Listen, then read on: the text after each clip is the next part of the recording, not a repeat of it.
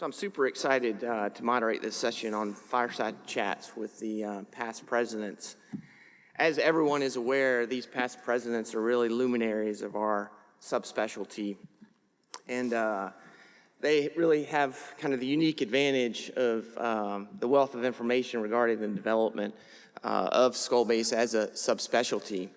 This concept, which was really the brainchild of Jim, Fireside Chats with the past presidents, is really kind of our desire to capitalize on this in front of a forum of all of the members. So we're really happy to do this with all the people that are before us, and I really look forward to hearing some of the responses. So we'll kind of go ahead and just jump into things, and we'd like to keep this open as well. If there's any participation from the audience, please just raise a hand and I'll point you out. So we'll start with Dr. Brackman, if we could. Okay. The first question is, when do you consider that cranial-based surgery became a recognized field, and why?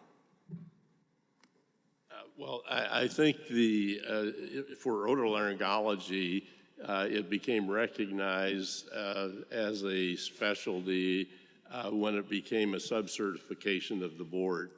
That was about 12 years ago. 12, 13 years ago, the American board recognized a added qualification to our board certificate and developed an examination and re-examination, recertification.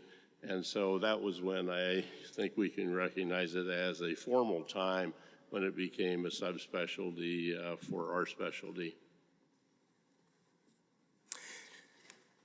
Do you feel like there was any resistance from people of kind of that generation when things were reformed? Was there any kind of formal resistance to the development of this as a subspecialty? Well, yeah, there was a great deal of resistance because the general otolaryngologists, some of whom were doing some skull-based surgery, felt that that was going to restrict their practice. They feared that the people doing only otology, that neurotology may spread into otology and limit their practice. So there was a great deal of resistance to the development of the sub-certification. Bruce Gantz spearheaded that effort, along with many of the others of us who felt that it would be a very good thing to have this formal recognition of our subspecialty. So being one of the original members of the society, was there pushback from a societal standpoint with the formation of the NASBS? From the North American Skull Base Society? No, I don't think so. I think that developed, that wasn't threatening to anyone. That was just thought to be a group of people who had this interest, and so there was no real resistance to the formation of another society. Okay, Dr. Shaker, this is a little follow-up on your talk, and I know you went into this, but I'd kind of like to go back to the very beginning when you started your career and you were trying to kind of figure things out in becoming a cranial-based surgeon. So how did you become one? And then I know you showed some pictures of some mentors throughout your career, but who were those first mentors that really kind of pushed you to go into this subspecialty? It's a long story, but I'll keep it brief. So, and we have time. It'd be great. In Pittsburgh, first of all, I think both Dr. Janetta and Dr. Joseph Maroon, they were really doing tumors in the skull base. And I must mention, at that time, Dr. Joe Maroon, who had developed a collaboration with Dr. Vic Schramm, and I had worked on some of the cases with Dr. Maroon, and sometimes he would leave me, and I remember working on a tumor inside the cavernous sinus for hours. I just didn't know where I was, but I just kept removing tumor. And I also encountered some severe problems with vascular lesions. I remember particularly a giant vertebral aneurysm. We had absolutely no exposure, and then we got into bleeding problems, et cetera. And I felt like, heck, if we just take off this temporal bone, will be right there. So I went to the lab and randomly started drilling the temporal bone and trying to take things out. I then went to Germany to do fellowship with Professor Sami, and then I spent time with Yashagil and some Fridays with Ugo Fish. But Professor Sami was very instrumental in pushing me because my primary interest was in vascular surgery. And he kept telling me that, to this day, he keeps calling me Laligam. I don't know why, but it's not. So he said, Laligam, this is a very emerging and great specialty, and you should really focus on this. Vascular surgery, everything has been done. Don't worry about vascular surgery. And I really didn't appreciate all that was said. When I came back to Pittsburgh, interestingly enough, I was the one who could work with our ENT folks, and nobody else wanted to work with them, especially Vikram and Don Kammerer. These were initially great people, and then Dr. Carl Schneiderman started, of course. And then Vic left, and we recruited Dr. Ivo Janica. And I must say that both Dr. Peter Janetta and Dr. Gene Myers, who was the chairman of ENT, were extremely supportive. And to this day, I feel like they really helped me a lot. And Ivo and I were really a good team, and we had really incredible fellows. Mike Cusimano, I don't know if he's in the audience. Some of these early fellows, and every fellow brought something to the table. So just like many of our residents, they pushed us.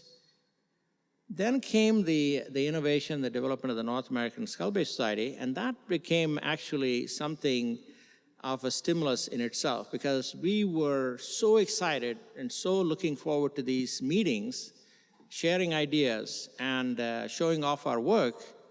But in reality, we are learning from each other. In fact, Dr. Brackman and his group, they were one of the early pioneers in forming a neurosurgery otolaryngology team.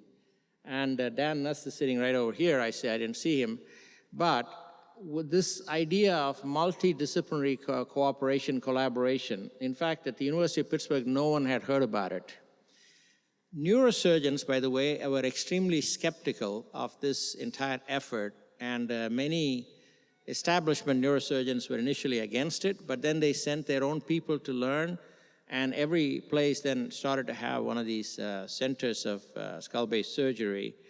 And I think that this whole idea of teamwork, which was already established in industry, just came to medicine, and we realized that, by working together, we can learn.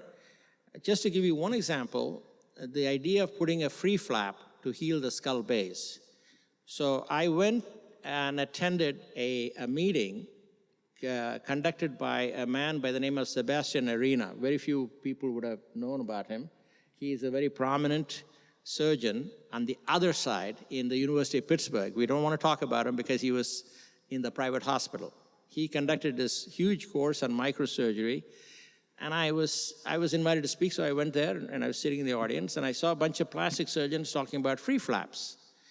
And I said, gosh, we could maybe apply this to some of our skull-based problems. So I came back, and we had, lo and behold, a very nice, brilliant surgeon guy by the name of Neil Ford Jones. I said, Neil, can we put in free flap after we take out some big malignant tumor? So we took out this big temporal bone tumor, myself and Vikram. I put a vein graft to reconstruct carotid, and then Neil put in a free flap. Heck, it healed up. So then we were started putting free flaps. So this is the birth of the free flap. And why did it happen? Because of multidisciplinary collaboration and exposure to ideas that you normally would not have. And this is the same thing that was found by the innovators of the Apple iPhone or the computer and so on. You need exposure to many different areas outside your comfort zone. That promotes innovation. One of the things I really enjoy, my mentor, John Robertson, I love to hear him talk about the earlier days. I think all of you guys are responsible for the way skull-base surgery is practiced today. And I think a lot of people that are coming into this subspecialty these days, we all assume that it made sense. That's why you did it, and it was easy. But when you go back to the very beginning, there had to be a little bit of self-doubt that certain procedures are right, or this approach was right. And Robertson always kind of talks about, at least with acoustics, that they would do these meetings in hotel rooms. Basically, in the airport, they would have these meetings. And so they would meet up and basically spend 3 or 4 hours in the airport meeting room and then leave. I'd be interested to hear from you, Dr. Shaker. We talked about institutional collaboration, but were there parties that you were involved with throughout the United States that you could bounce ideas off of? I know the NASBS serves as that, but before that, was there more of an informal network for you in developing skull base? You know, the only informal network I had was I had the group from Europe. Interestingly enough, Majid Sami and Professor Yasegal and Hugo Fish, whom I met. I was very frequent in those days. I knew all the big guys in U.S., but I met all of them through the Skull Base Society. And what's interesting is that in the early days, it was more like a club. We'd get together, you know, we have nice parties, and we always used to get together and play tennis or golf. I don't golf, but I play a lot of tennis. And we have played tennis in all kinds of, every place you can imagine. And we developed a lot of informal friendships and relationships. And of course, I visited Gerald and so on, many of these folks. I got to know them mainly through the organization. And our meetings were so informal. And of course, we were missing Dr. Al-Mufti. He would always get up and first start by saying, I think that the people from Pittsburgh are really great, but what you said was completely wrong.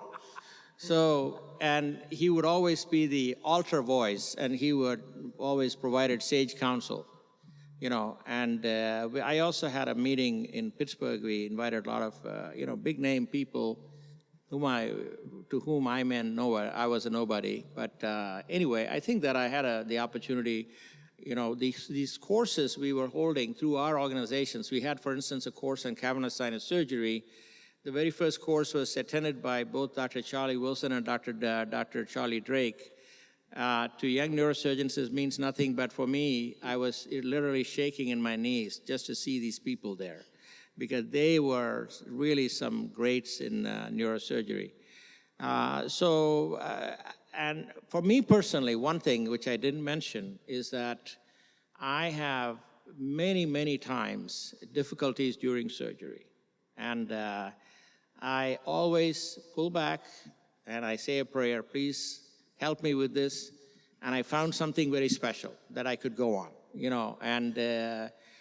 and my team, every single person, Chandra Sen is here, Carl is here, Don Wright, so many people, Ricardo Carrao, everyone helped us. We were all feeding on each other, and it was amazing. So that is very important. To take that kind of reminded me as far as the coursework, when we looked at the pre-meeting course and all the other skull-based courses that we do, NASBS does the one in the summer as well, which Dr. Nuss is in charge of. It's really fascinating to me to see a lot of trainees come in today able to operate at a very high level, as opposed to 10 years ago where essentially you were having to introduce where the endoscope even was. Can you comment how these courses helped, Dr. Shaker? I'm going to stay with you for this. How these courses really helped with the development of the subspecialty? The very first courses we actually started at the University of Pittsburgh, we created a small lab, and that was actually very helpful, not only because I used to work there every Saturday in the lab. And what I found out is that when our residents and fellows worked there, they were so much better. For instance, the idea of endoscope-assisted microsurgery, I said, maybe this will be a good thing. So we put an endoscope screen on top of the microscope screen, and then we were using a microscope and the endoscope and looking at it. I said, wow, this is a great idea.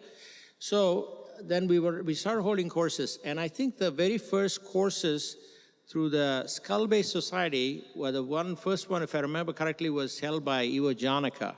And we had a lot of trouble transporting the cadaver skulls because one was held in Mexico. We had a problem with the customs.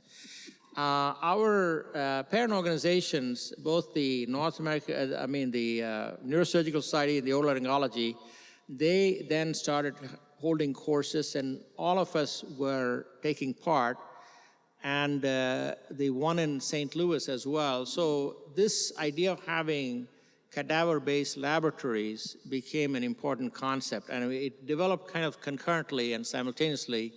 And we had, when I went to George Washington University, for instance, I found that the residents were not prepared. The chief resident was not prepared to do the surgery that they needed to do. I said, well, listen, we're going to establish a lab, and you have to spend 3 months there. Guess what? They came up there to be chief residents. Some of them were almost as good as me. So because that practice was very critical for them. I think these courses have had a tremendous impact on learning. I mean, it's just, of course, the current generation of surgeons. With future, I mentioned that we'll have virtual reality, simulated reality, and other things. But the courses are very important. Dr. Nuss, so you've been a great mentor for so many of us in the room, and I think this is a great question for you. What would be your advice to the young aspiring cranial-based surgeon? Thank you for that kind word. I'll get to that answer if I just give you by way of my own experience. So when I was a resident in otolaryngology in New Orleans, I got motivated by a special patient who was a 16-year-old boy who worked in a stable. And he contracted an aspergillosis condition. It was invasive aspergillosis, which started in the sinuses, and we operated on him a number of times, and he kept recurring. And eventually, of course, it made its way into the orbit and then the cranial base, and then invaded, it was true rhinocerebral aspergillosis. And eventually he died of that after some 15 operations at the hands of otolaryngologists and neurosurgeons. And we didn't have techniques. We didn't really have we had a good, professional collegialism, but we didn't have a good collaborative plan for a cranial base operation that could have been comprehensive. So that's right around the time when the brochure was mailed to my chairman for the first ever skull-based surgery course in Pittsburgh. And by the time he handed it to me, the course had already happened a couple of weeks earlier. So I'm like, okay, I can't make that course, but I'm really interested in this. So I called Ivo Janica, who was one of the course directors, and he said, well, we don't have a course coming up for a while, but we do have a fellowship, if you'd like to talk about it. So the rest is sort of a history. I was fortunate to meet Dr. Shaker, and I was blessed that they accepted me as a fellow, and I ended up spending 2 years in Pittsburgh and learned all about the techniques. So my advice to young surgeons is pay attention to those patients who come to you with problems that you don't understand well enough to fix, and be open to the possibility of reaching out across the table or down the hall or across the institution, or now you can reach out across the world and embrace the fact that you don't know all the things you need to know yet, but continue to pursue them. Dr. Shaker was talking about learning in the anatomy. We've been really involved in the promoting of the summer course every year for residents and fellows. And Madison, you've been to many of those, and I always learn so much from you and the other faculty members, but also from the course attendees. And I had the blessing of working with Ricardo Corral, Carl Snyderman during my fellowship, and many others who really sort of just ignited in my mind the understanding that you can never know it all, but you can keep asking all the questions. So when we have these courses, the importance is always going to courses to learn more, because until we have perfect 3D and 4D and 5D learning, we still need to learn on actual human beings.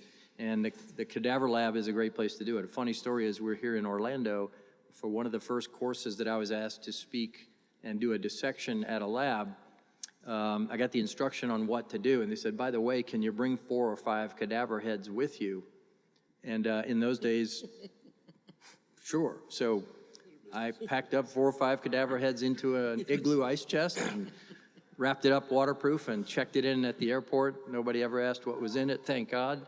And brought it to It'd be a little hard to explain coming from Louisiana with 4 heads in an igloo. You could get in trouble for that. Yeah. So my message to the younger surgeons is keep studying the anatomy, keep reaching out to people who are not necessarily in your discipline or people who are at a different experience level, and always be ignited by the passion of what it is that your patients are asking you to figure out for them.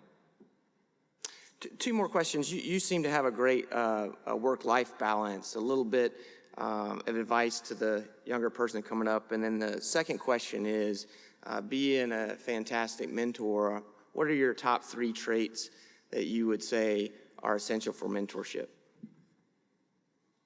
Who, me? Yeah, back to you.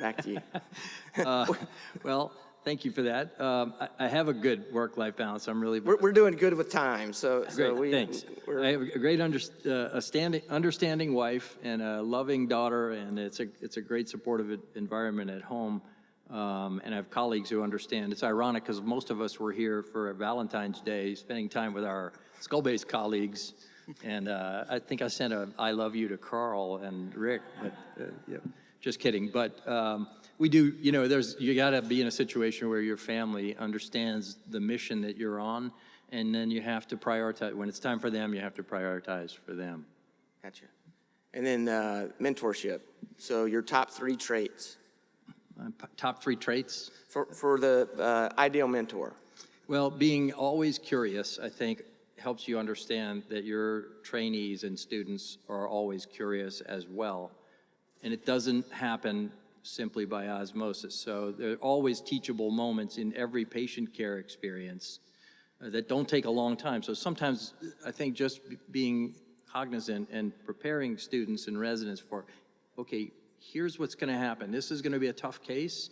I can't talk you through every part of the case, but if you're listening to, I'll try to talk about this case to the whole team at once in ways that you can draw some new experiences from. And even in the clinic, if it's a 3rd-year medical student, I'll tell the student, I'm going to talk to this patient in a way that you're going to get a lot out of this.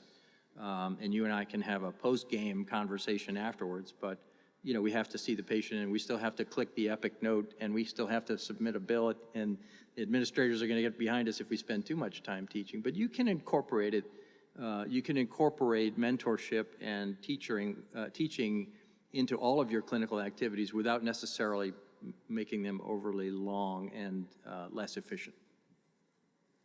And one of the things I just want to point out that's so apparent in this society to me is that it was always pointed out that one of the biggest things for mentorship is just sheer availability. And I have to say that it's absolutely unbelievable the availability of the leaders of this subspecialty as well as the organization. And I think that really is the result of that is the health of the organization that we see today. All right, Dr. Shaw. So many new technologies throughout your career, so many different approaches that have been introduced. What was your initial and more recent opinion? I'm going to give you 2 kind of situations or technologies, but you can expand beyond that. But what was your initial and more recent opinion of newer approaches and technologies, specifically the endonasal approach and then radiosurgery? And again, you can expand that beyond those. Well, when I started in skull-based surgery, there were no CT scans and there were no MRIs. Many of you have not even seen how a conventional tomogram looks. Steve, you might remember. Daryl, do you remember?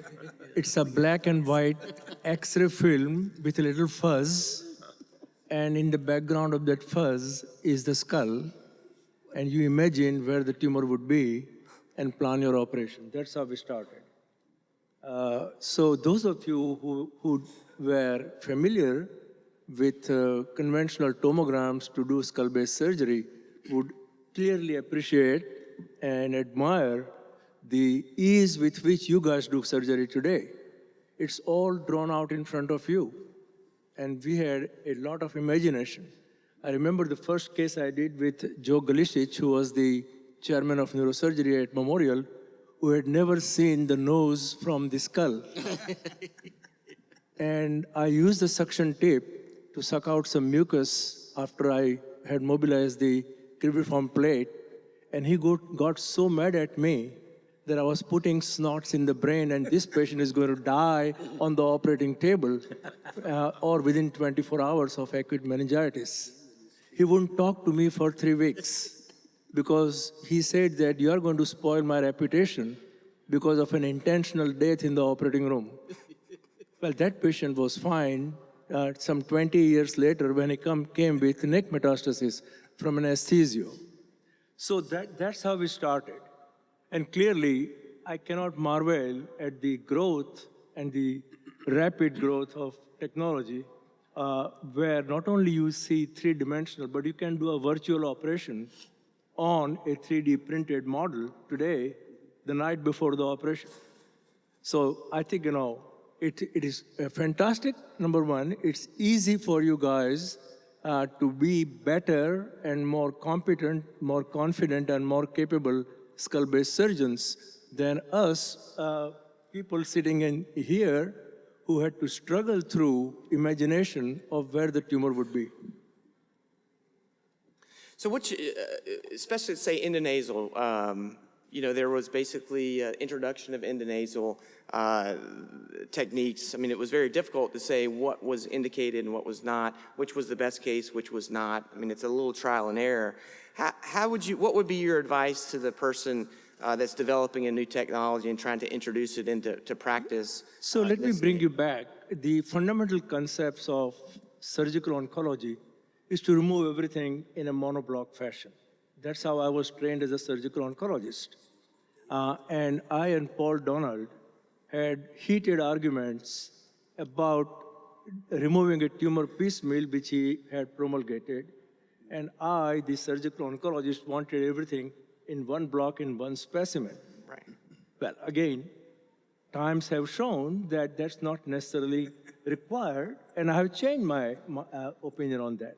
Yes, you can do piecemeal resection as long as you are aware of securing negative margins and complete removal.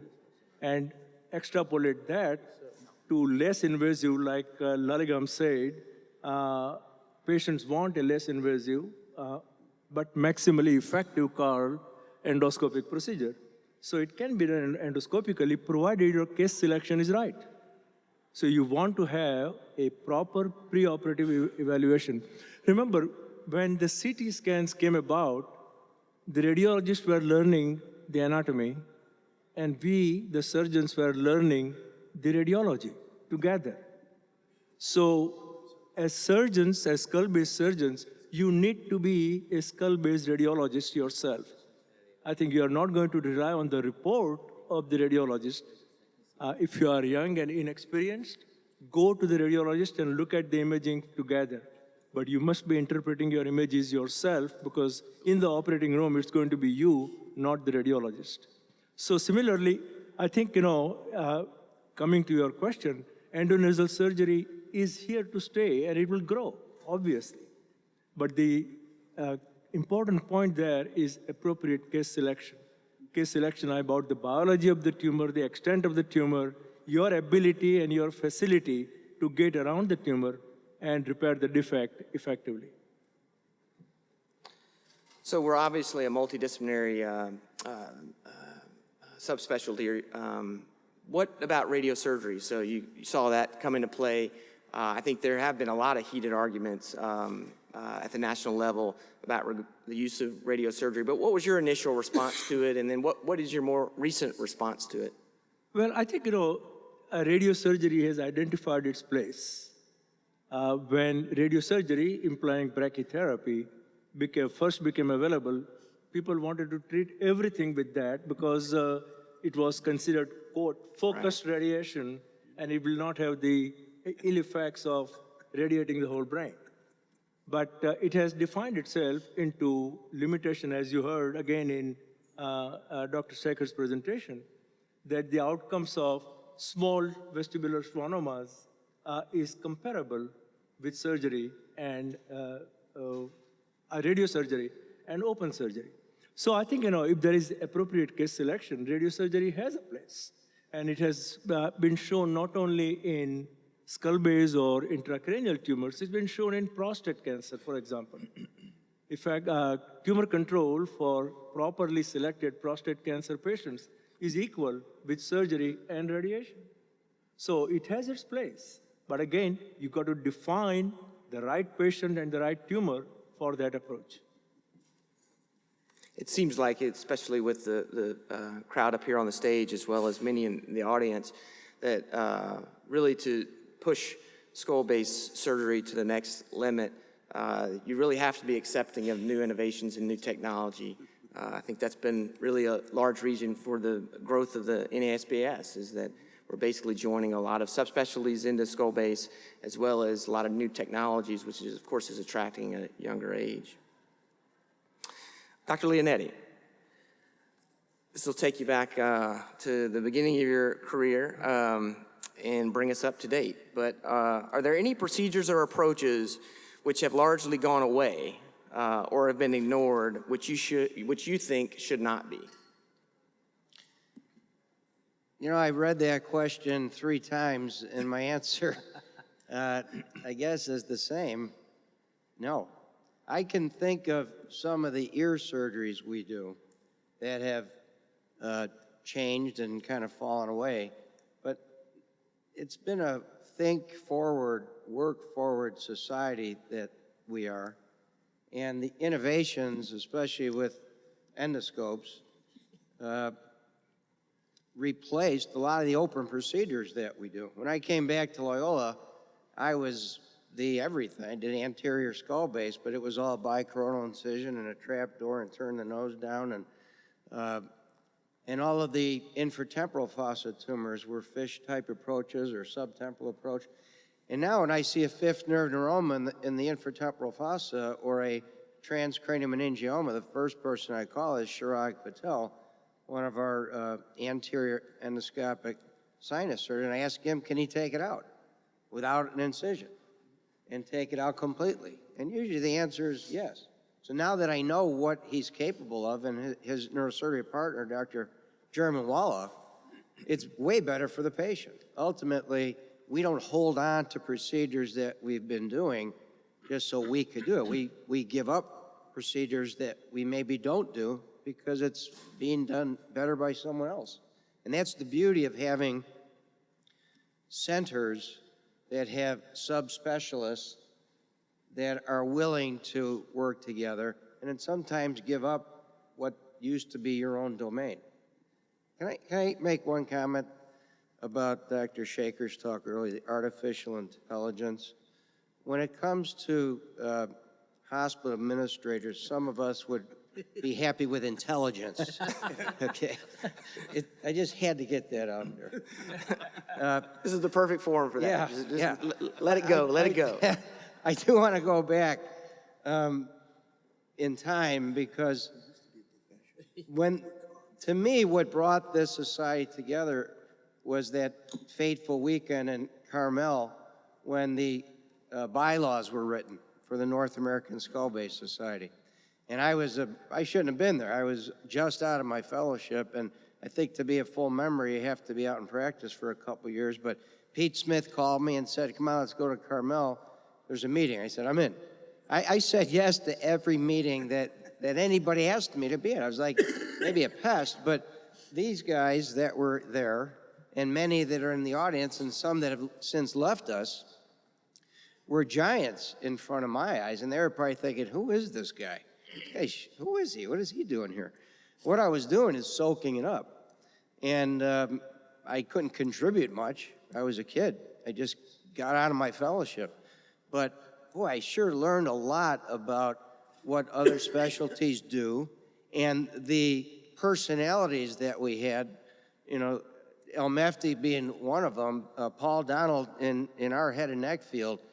Some of these meetings were not all friendly. They were across the room arguments. And I remember when Sami was at Loyola for a conference, and he gave his talk on his 1,000 acoustic neuromas, and do it all retrosigmoid or suboccipital, and you should never do a translabyrinthine approach. He's in my house. He's in my city. I had to raise my hand, and I'm in the back of the room, and I just asked the simple question. I said, what if there's no hearing? And he got up, walked all the way down to the back of the room, and was pointing in my face, you need to come to Germany, Hanover. You need to learn how to do these acoustic neuromas the right way. And, you know, I'm paying respect to a big hitter, but he is still in my house, right?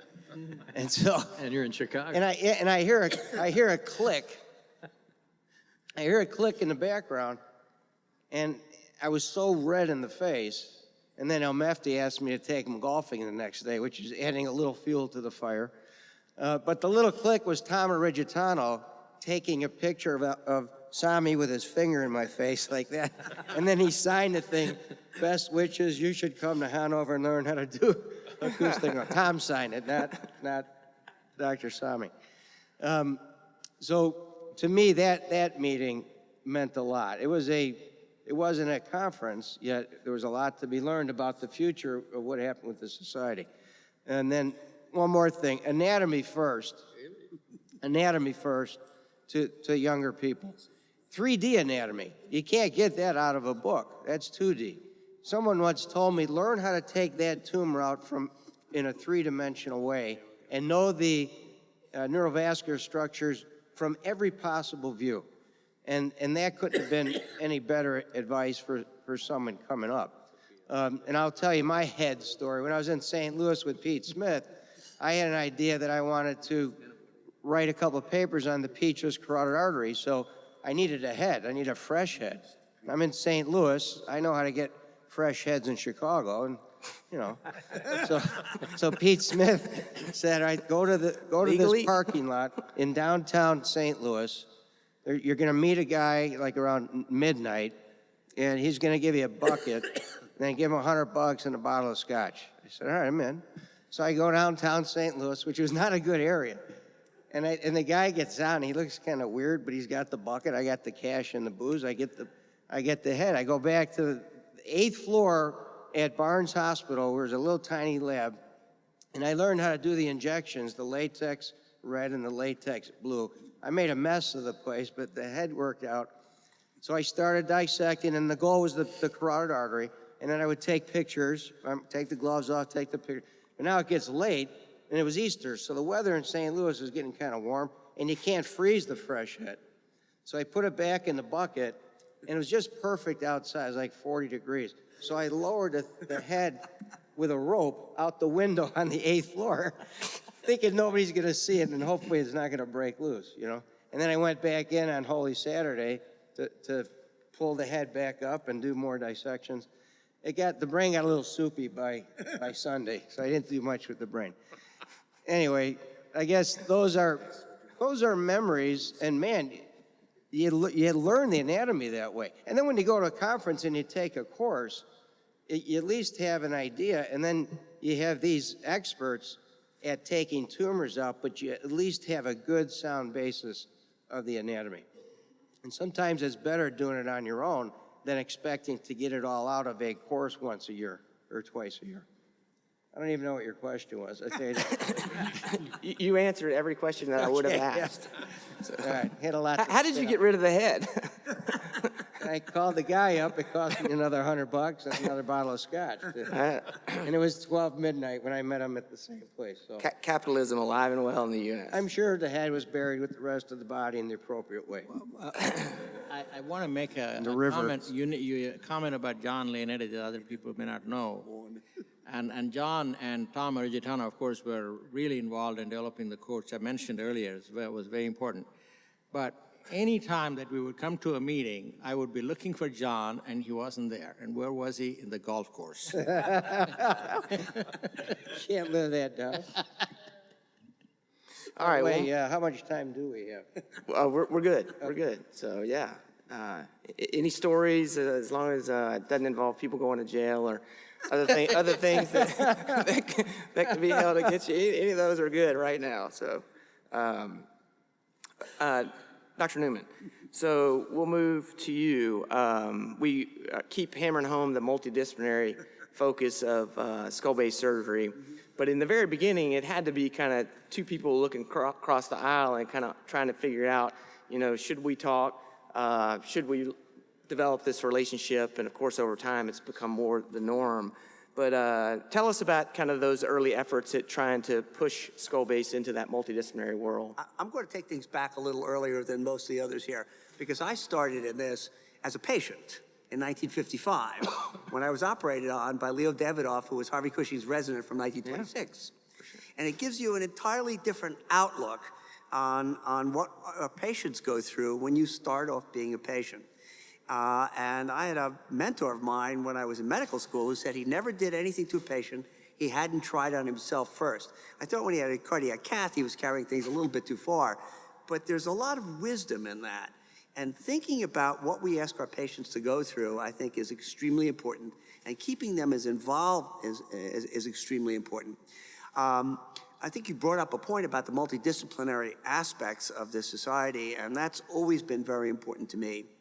When Harvey Cushing took the 2nd Base Hospital at deployed in May of 1917 during World War I, he was the only director that took an ophthalmologist with him, because Harvey understood that to practice neurosurgery, you had to be able to examine the visual system, you had to be able to look into the eye.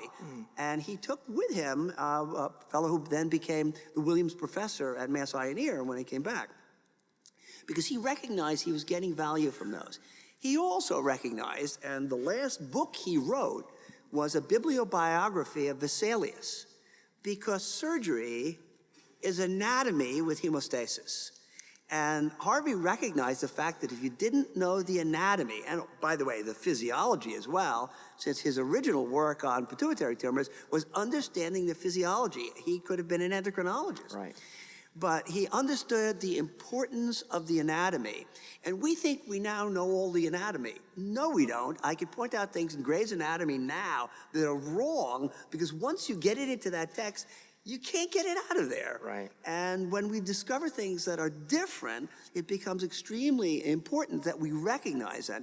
And what made Galen and Vesalius the greats that they were was both of them wanted to see things for themselves. They weren't willing to accept the way medicine was taught in the 16th century, which was by a professor who stood up there and read the text while people were doing the dissections.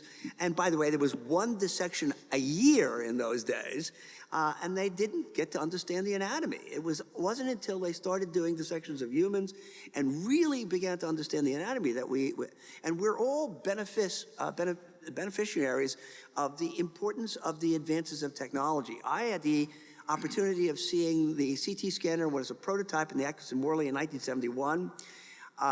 When they had a 40 by 40 matrix, and I saw a cyst of the 3rd ventricle. I mean, oh my goodness, because I had done air studies when I was a medical student. Right. I did Seldinger techniques where we put a needle directly into the carotid artery. The fact that 10% had dissections, we didn't worry about that. But there were things that we did then that we do so much better now. And the advent of CT scanning, which totally revolutionized our ability to look at. One of the first-year neurosurgery residents at Penn take one look at the CT scanner when it first showed up there and decided to go into radiology instead. And Bob Grossman is now the dean at NYU and has established a huge faculty there because of that, because he understands the values of all of these things. And I think that one of the things that we see in this organization, it's really like Back to the Future. It wasn't just Harvey Cushing working with Clifford Walker as an ophthalmologist, or Joe Maroon, you mentioned him working with ENT people, but he also worked with Jack Kennerdale. And all of the stuff they did on the first use of CT scanning and the advances that they had in orbital surgery. Remember, Walter Dandy wrote a book in 1941 suggesting that all orbital tumors should be approached transcranially. And we think, oh my goodness, where did that come from? Well, when I got to the University of Virginia in 1981, all orbital tumors were done by Dr. John Jane, and they were approached transcranially until I said, hey, you know, if it's lateral or if it's in the front of the orbit, I can do it a lot easier this way. And now we have these transorbital approaches to intracranial tumors that can be better for our patients. So you need to have an open mind about how you can get your colleagues to help you develop some of these things. I remember when Wolfgang Draft first came to the society and talked about doing some of these endoscopic procedures, and I knew Kennedy when he was a junior faculty member at Johns Hopkins, before he adopted endoscopy, before he went to Europe and learned these techniques, and before he went to Penn, so that I mean, what we want to see here is not just in the younger people, but in those of us who've been around for a while, understanding that there are all sorts of things that you can gather from this and you can learn from this. To go back even further than that, when the first mastoidectomy in the United States was done by Emil Grüning. And Emil Grüning was trained in Europe and was practicing. By the way, he had left medical school to volunteer to fight during the Civil War, and then returned to Columbia PNS, where he finished his training.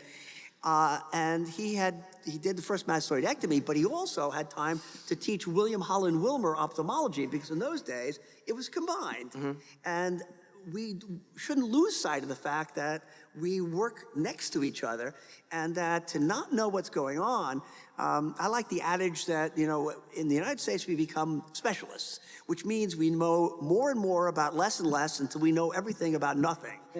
And it's important for us to keep in mind that you really want to be aware of what else is going on there. You don't have to be an expert in it, but you need to be able to identify people that you can work with that can bring that expertise so you can do better for your patients. And ultimately, that's the goal. And one of the things I still don't hear as much as I would like to hear is, what's our goal? Our goal, for me, for an 85-year-old patient with some type of skull-based tumor is different than for a 16-year-old patient with a skull-based tumor. And the pathology makes all the difference. And of course, before we're all retired, and you mentioned the CRISPR stuff, there's no question in my mind that Harvey Cushing had mentioned in his 1912 monograph that surgery is going to play a less and less role.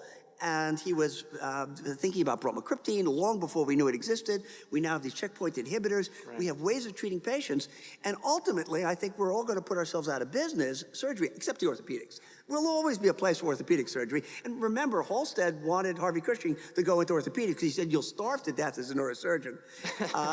So maybe there was a place for him there. But we need to be able to adapt ourselves to not only as the technology changes and the abilities change, but also to what our needs of our patients are, and talk to the patients. William Osler, who influenced Harvey Cushing more than Halsted did, he got him hooked on books, and if you've not had the opportunity of looking at the Cushing Library at Yale, you really need to go up there, because Cushing was a little bit of a compulsiveness. He kept all his specimens in jars, and they still have them there. It's fascinating. At the Yale Library, the Cushing Library, and also all the books he collected over the years. I think that we need to recognize where we are here and what we can do, and also not have the hubris. And, you know, I'm old enough now that my hubris is declining, because I can't solve all the problems. Or to quote the Second Dirty Harry movie, as Clint Eastwood would say, a man has got his nose limitations. But knowing what your limitations are and what somebody else can add to that, but also to do the best we can for our patients without hurting them. And that becomes critically important. I had the opportunity of training with, of operating with John Jane Sr. for 35 years. And what made John as special as he was is, like Harvey Cushing, who made neurosurgery because in 1930, the mortality rate in Harvey Cushing's hands was 10%, unheard of. And the reason it was 10% is he knew when time to stop. And we tend not to teach our young people that. And I think it's important to recognize that. Now, I'm a great believer. It's a lot harder to go back the second time. So you want to do as much as you can safely and leave those membranes there and leave things so that if you have to go back, you know your ability to be able to do that. But on the other hand, you know, we can't cure everything. And my goal is not to cure everything. Nobody lives forever. My goal is to keep people working as well as they can for as long as they can, and also to get them to play a major role in making the decisions. Right. That's a great statement for anybody that's starting their skull-based career. You know, Dr. Brackett. everybody's going further and further back. I'd like to go back and tell a little bit about the first team of neurosurgeons and neurotologists, Bill House and Bill Hitzelberger. In 1960, they became the first team. There was saying was their collegiality and so on. There was great animosity. In fact, Bill Hitzelberger was threatened by another neurosurgeon who was on the board that as long as he worked with Bill House, he would never pass his boards. He was told that. And Which is probably true. Back then, politics worked pretty good on the board. And so Bill Hitzelberger carried on, and they became the first team, which is I will say is the foundation for this society. They were the first team. Bill House was the first to use a microscope in neurosurgery. In February of 1961, he brought in the microscope to do a procedure on an acoustic neuroma. And at that time, he was working with another neurosurgeon who could never really adapt to it. And there was a great deal of animosity that I won't need to discuss. Bill, in 1963, put on the first course from neurosurgery. Jack Urban had developed a black and white television camera, and Bill House invited neurosurgeons from around the world to come and watch him on live television do a translabyrinthine acoustic neuroma. And there was great animosity about Bill House doing acoustic tumors. The famous British neurosurgeon had said, the neurosurgery is the king of specialties and the acoustic neuroma is his queen, and over my dead body will a nose picker ever operate on my queen. So there was a lot of animosity. So anyway, they carried on. Just a word about what Jayton's talked about. We diagnosed acoustic tumors by doing a small dose Panopake. Bob Scanlon was the first to do that. And the only good thing about that, you diagnosed a tumor and that sucker was coming out. There was none of this observation. And none of this. If God put it there, it's not meant I mean, to be. it was there. That sucker had to come out. There was a tumor there. You had to take that out. So, and if I could, well, I'll end that. But if I could just say the major change I've seen in this society, you know, in the early days, Shaker and Jayton, you know, it was who can do the biggest operation, how big an operation you could do. We used to joke that Vic was going to come up with a way to approach the left ear through the right, and that sort of thing. And of the evolution of things that I've seen in this society, and there was one of the themes of one of the meetings several years ago was improving a quality of life. It's switched from how big an operation you do to how little an operation you can do to maintain the quality of life of patients. And that's why radiosurgery, I was a big opponent of it initially. I think it's great. I'd have it if I had an acoustic neuroma that was growing. My final thing is, my biggest gripe, you know, is treating non-growing acoustic tumors, and that's still being done. You know, most of acoustic tumors don't grow. Of the acoustic tumors that I diagnosed, probably only one out of every 4 of them needs treatment. Most of them just don't grow. And I think that treating, usually with radiosurgery, sometimes microsurgery, a tumor that doesn't grow without a period of observation is really not good. That's not taking care of the patient. That's I'll get off my I love it. soapbox. I love it. Since there aren't any ophthalmologists in the audience here, I can't resist. The most common tumor removed from the orbit by ophthalmologists are cavernous hemangiomas. but in a study done several years ago and published by Orcutt out of Washington, showed that they don't grow. They do it intracranially, but they don't in the orbit. So I must have 20 patients where I said, you know, if this were me and the tumor would grow old together. Realistically, you need to know what the natural history of the disease and whether or not the patient's symptomatic from that. Now, there are going to be patients, get it out of me, and I will try to do that being as safe as possible. But on the other hand, just because it's there is not a good enough reason for taking it out. But I think, that applies to so many things. Yes. In the first 10 years of my practice, every single vagal paraganglioma I saw was operated. And the patients came, doctor, you saved my life.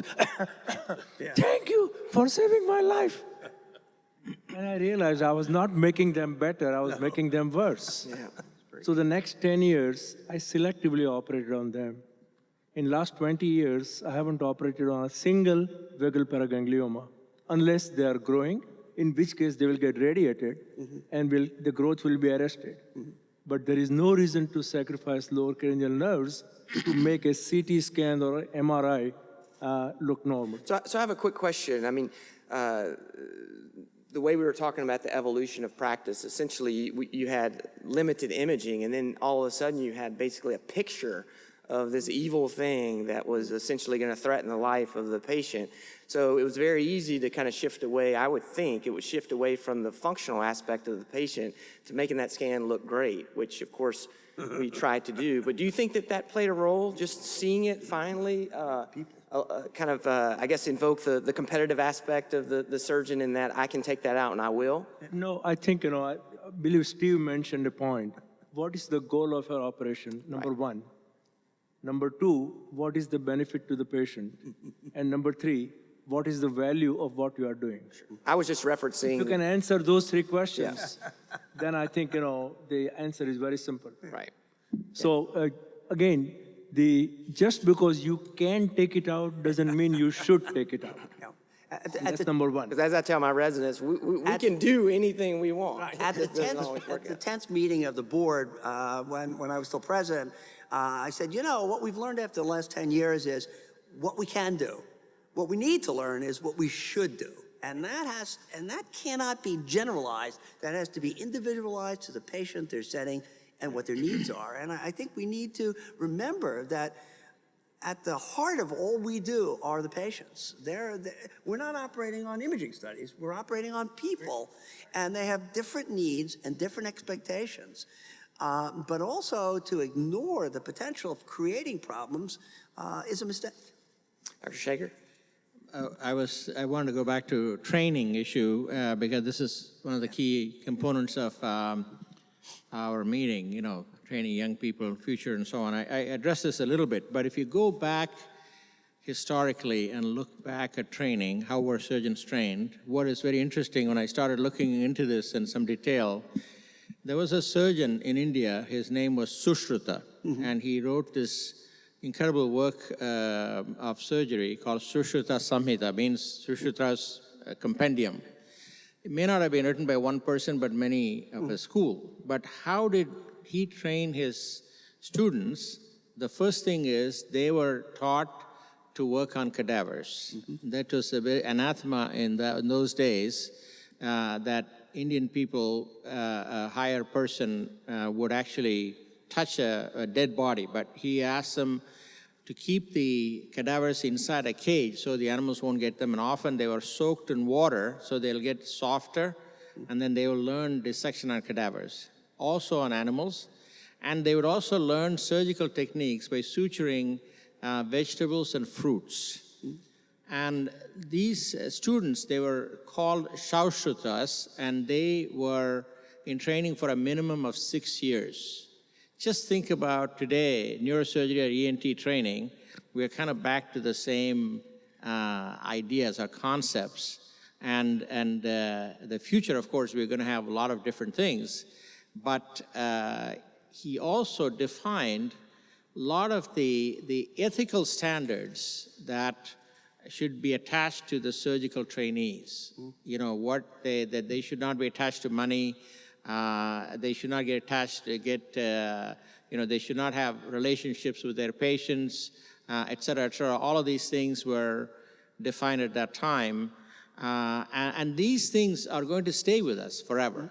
This is the point. I mean, anatomy, of course, as it's been mentioned, we are just scratching the basics of anatomy. And our knowledge of anatomy is going to change according to our need, because if we can cure every acoustic neuroma by just giving them the medicine, maybe anatomy is not so important. We need to concentrate more on function, so. Great. Well, we're going to bring this to an end. Kudos to Jim for the idea. I think it's been a fantastic. Can I make one last point about mentorship, since you brought that up? Sure. Mentorship means choosing the right people. And the right people means bringing somebody in who is motivated and is interested and wants to do the best he can for his patients. The second thing is it's not about you. It's about them, so that you want to support them, you want to encourage them, you want to provide the opportunity for them, you want to provide the literature for them, you want to direct them, but it's not about you. It's about them. That's a great statement to end on. Thank all of y'all for all that you've done for the NASBS as well as for the subspecialty.